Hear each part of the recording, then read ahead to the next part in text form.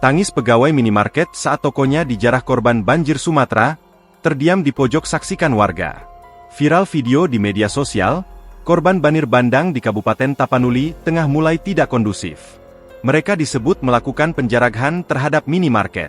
Terlihat dalam video tersebut, warga mulai melakukan penjarahan terhadap minimarket. Kejadian itu diketahui terjadi di Desa Pandan, Kecamatan Pandan, Kabupaten Tapanuli Tengah, Sabtu, 29 November 2025. Dalam video, terlihat, sekitar puluhan warga masuk ke dalam minimarket, mengambil bahan makanan. Tampak manajer dan karyawan hanya bisa terdiam di pojokan sambil menangis menyaksikan warga korban banjir menjarah minimarket. Kondisi ini diduga akibat warga yang tinggal di Kabupaten Tapteng dan Kota Sibolga kelaparan, usai terisolasi akibat bencana alam longsor dan banjir sejak Selasa 24 November lalu, hingga hari ini. Sebab, akses menuju kedua wilayah itu tak bisa dilalui kendaraan karena banyak jalanan tertimbun longsor. Sedangkan bantuan dari pemerintah melalui pesawat, baru bisa dikirimkan kemarin, Jumat 28 November, lantaran sebelumnya cuaca buruk.